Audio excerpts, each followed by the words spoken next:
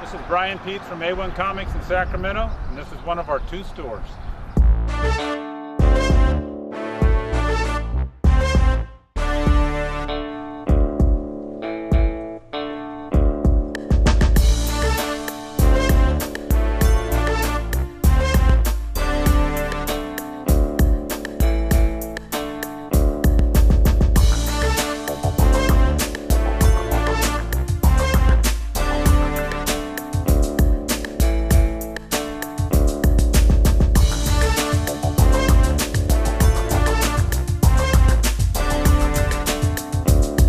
Take a look inside.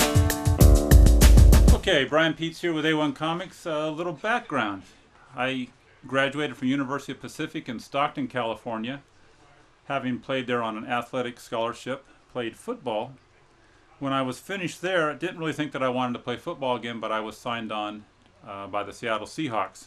Walked on as a free agent on their team and ended up making that team. I played 3 years in Seattle. Played another year in San Francisco, the year leading up to their 1982 Super Bowl. Played with a lot of guys that ended up in the Hall of Fame. Had a cup of coffee at a few other places around the National Football League and at the USFL at that time, including a short 5-minute stay with Steve Young as my quarterback. But that really wasn't my calling. So left the NFL, worked in private business, including a construction company here in Sacramento for 4 years. And then my wife Rosemary and I opened our store here in Sacramento. Every time we got an opportunity, we enlarged the store. We moved the store to various locations within the same mall, gradually built it up to about a 5,000 square foot store, and eventually bought this old Wells Fargo bank building with a vault and moved our business into here. A couple years prior to that, we had bought a business that was going to be closed, built it up, and built a new store from the ground up out in Roseville, California, and that's now our 2nd location.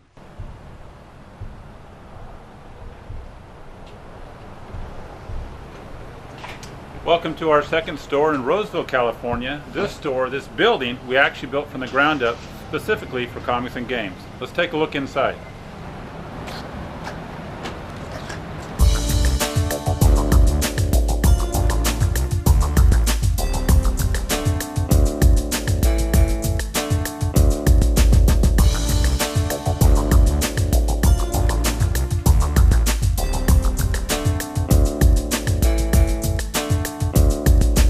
In our Roseville store, we have a large space dedicated to gaming, and what we have here is we have some terrain, and we have some tables with terrain laid out, and that's for our Warhammer miniature game, which is extremely popular in the store.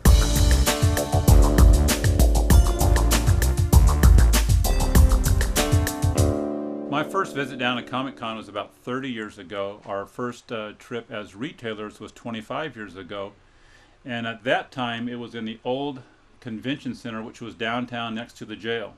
That was great for the ladies walking outside because they always got lots of attention from the inmates. Over the years, Comic-Con has expanded exponentially, particularly in the last 3 or 4 years. It is now a show where Hollywood and popular culture is much more the focus than actual comics. The number of comic dealers, the percentage of floor dedicated to comics is very, very small. Really makes it a difficult situation as far as comics selling. But it's still enjoyable, and there's still a lot happening down there in San Diego. Okay, so we've brought you up to date on A-1 Comics and where we are now, and as we approach our 22nd anniversary, I mean, there's a lot of things that went into that, and one of them is my wife Rosemary, who when we were married, she was marrying an NFL football player, but within a couple years, she was working in a comic book store, and you really didn't know too much about that.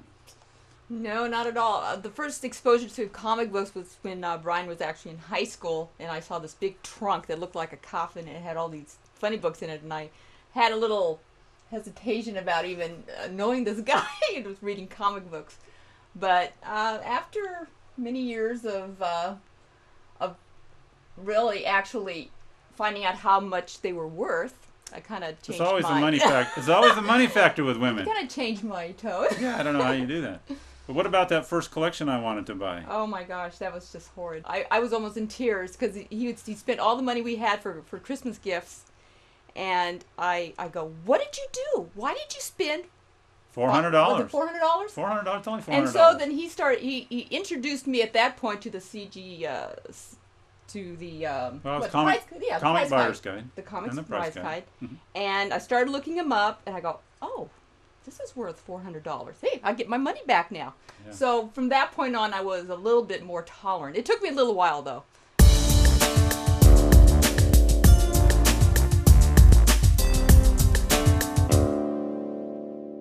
So one of the big things about San Diego is just preparation. So one of the things that we have to do is we have to get all the books together. We have to get organized.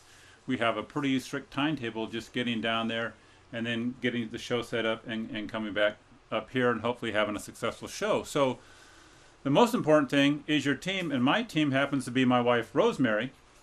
Rosemary actually, before we were married, she and her girlfriends from college took a road trip down to San Diego to watch me in a preseason game against the San Diego Chargers. Little did she know that 35 years later, she would have made about 30 of these trips down to San Diego for Comic-Con.